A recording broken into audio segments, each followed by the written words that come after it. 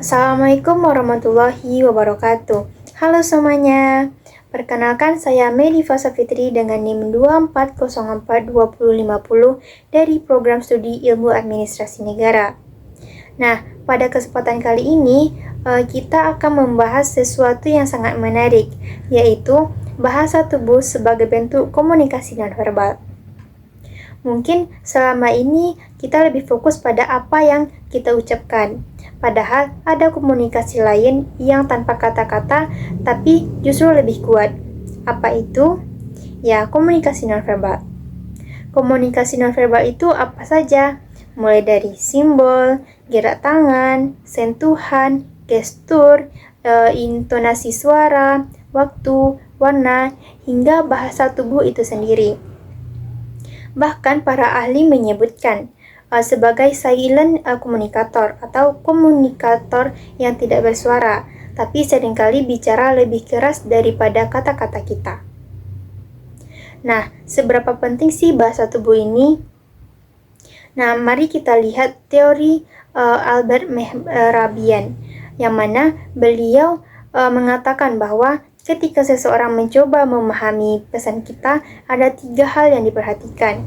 Yang pertama, visual, bahasa tubuh penampilan, di mana ini ada 55%, ini yang paling besar.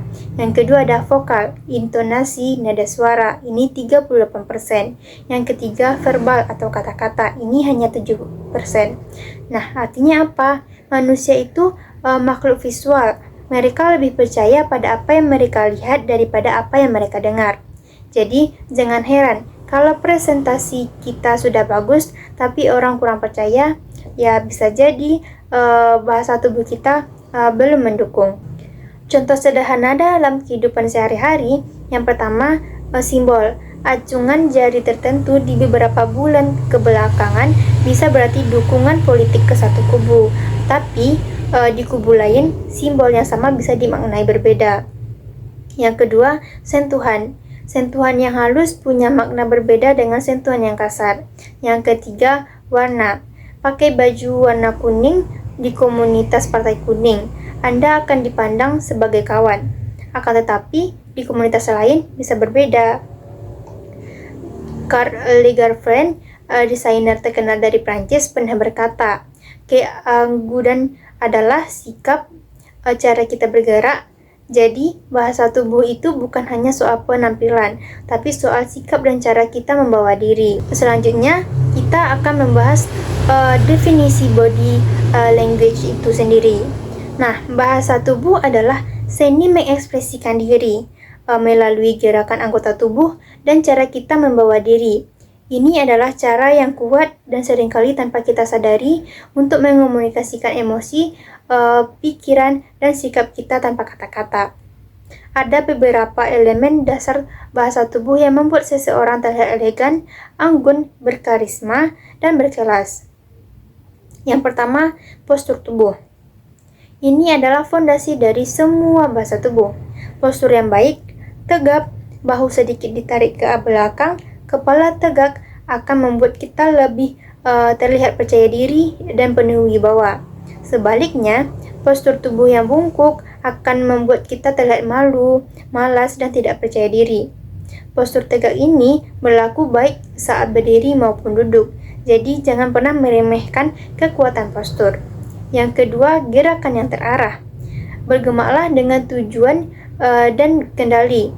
Jangan asal gerak. Hindari kebiasaan menggoyangkan kaki, meremas jari, atau gelisah. Gerakan-gerakan ini menandakan kita tidak fokus dan juga mengganggu orang lain. Ketiga, gestur tangan. Gunakan gerakan tangan yang halus, lembut, dan hangat untuk menekankan poin-poin penting. Hindari menyilangkan tangan di dada, itu terlihat defensif dan tertutup. Juga jangan menunjuk-nunjuk karena terlihat ofensif. Sebaliknya, lakukan gerakan terbuka dengan telapak tangan menghadap ke atas. Ini menunjukkan keramahan dan keterbukaan. Area gerak tangan yang ideal adalah dari perut atas hingga pundak atau dagu, karena itulah area yang terlihat oleh audiens. Keempat, kontak mata. Tatapan mata yang lembut, hangat, dan sopan menunjukkan rasa hormat, perhatian, dan kepercayaan diri. Menghindari kontak mata justru memberi kesan tidak jujur atau tidak hormat. Tips untuk yang masih grogi, coba lihat ke antara alis lawan bicara, tapi idealnya mata ke mata. Yang kelima, ekspresi wajah. Wajah kita harus bicara sesuai dengan pesan yang kita sampaikan. Contohnya, kalau kita bilang makanan ini enak, jangan dengan wajah yang datar. Tunjukkan ekspresi senang. Latihan di depan cermin sangat membantu untuk membedakan ekspresi senang, sedih, dan marah. Yang keenam, kronemik atau waktu. Waktu yang tepat untuk menyampaikan pesan sangat menentukan. Pesan yang benar sekalipun jika disampaikan di waktu dan tempat yang salah bisa menjadi salah total. Nah, jadi teman-teman, konsep dasarnya adalah semua elemen ini bekerja bersama-sama membentuk kesan pertama yang kuat. Nah, selanjutnya kita ke bagian praktis. Bagaimana cara menggunakan bahasa tubuh ketika kita menjadi pembicara, baik dalam presentasi, rapat, atau komunikasi publik lainnya. Yang pertama, postur yang harus dilakukan, tegap, dada busung ke depan, dagu diangkat. Dan yang harus dihindari yaitu bungkuk menundukkan kepala. Yang kedua, posisi kaki. Yang kita harus lakukan itu buka kaki selebar bahu, ini seperti kuda-kuda yang stabil, dan hindari bertumpu pada satu kaki saja karena terlihat kurang sopan. Yang ketiga, gerakan tangan. Lakukan gerakan tangan terbuka, telapak tangan menghadap ke atas, gestur yang halus dan terarah. Hindari melipat tangan di dada, menunjuk-nunjuk, gerakan cepat dan tidak terkendali. Yang keempat, kontak mata. Lakukan tatapan audiens dengan hangat, bagi tatapan secara merata ke seluruh ruangan. Hindari melotot, menghindari mata audiens, atau terus-menerus melihat ke bawah atau ke layar. Kelima, ekspresi wajah. Lakukan sesuai ekspresi dengan pesan. Ketika senang, tunjukkan senang. Ketika serius, tunjukkan serius. Hindari wajah datar dan ekspresi yang membingungkan audiens. Yang keenam, gerakan secara umum. Lakukan gerakan yang terarah, bermakna, dan tenang. Hindari bergoyang ke kanan, ke kiri, maju, mundur tanpa tujuan. Lalu, apa rahasia utama agar semua gerakan ini terlihat natural, tidak dibuat atau kaku? Jawabannya penghayatan.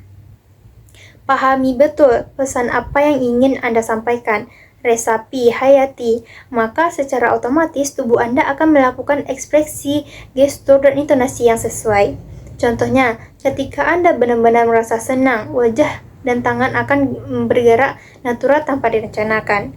Jadi jangan cuma hafal materi tapi hayati. Selain itu, ada tip persiapan sebelum tampil. Yang pertama, penampilan. Sesuaikan baju dengan acara, formalkah, semi formal, atau informal. Rapi, tidak berlebihan, dan jangan sampai pucat. Yang kedua, latihan di depan cermin. Lihat gestur dan ekspresi Anda sendiri, lakukan koreksi. Yang ketiga, rekam diri. Putar kembali, evaluasi apa yang kurang. Yang keempat, jaga kesehatan. Tubuh yang fit menunjang bahasa tubuh yang baik. Selanjutnya, kita sudah belajar menggunakan bahasa tubuh. Sekarang kita akan belajar memahami bahasa tubuh lawan bicara. Kenapa ini penting?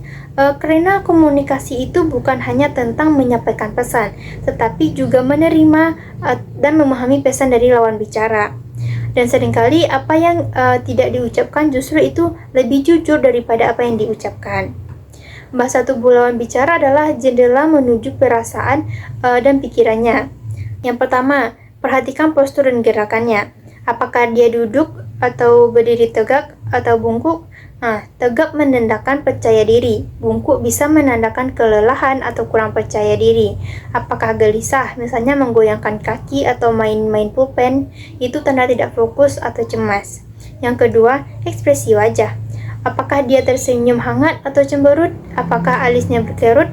Kerutan alis bisa berarti bingung, tidak setuju, atau sedang berkonsentrasi. Apakah matanya sayu atau bersemangat? Semua ini memberikan informasi berharga. Yang ketiga, kontak mata. Apakah lawan bicara menatap balik atau justru menghindar? Menghindari kontak mata bisa berarti tidak jujur, malu, atau tidak tertarik. Tatapan yang tajam dan lembut juga punya makna yang berbeda.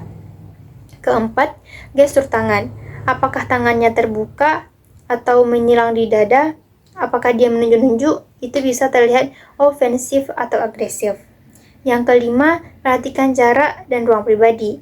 Apakah dia menjaga jarak yang nyaman atau terlalu dekat atau malah menjauh? Menghormati ruang pribadi lawan bicara adalah bentuk kesadaran dan etiket. Lalu, bagaimana aplikasinya dalam memberi dan menerima feedback?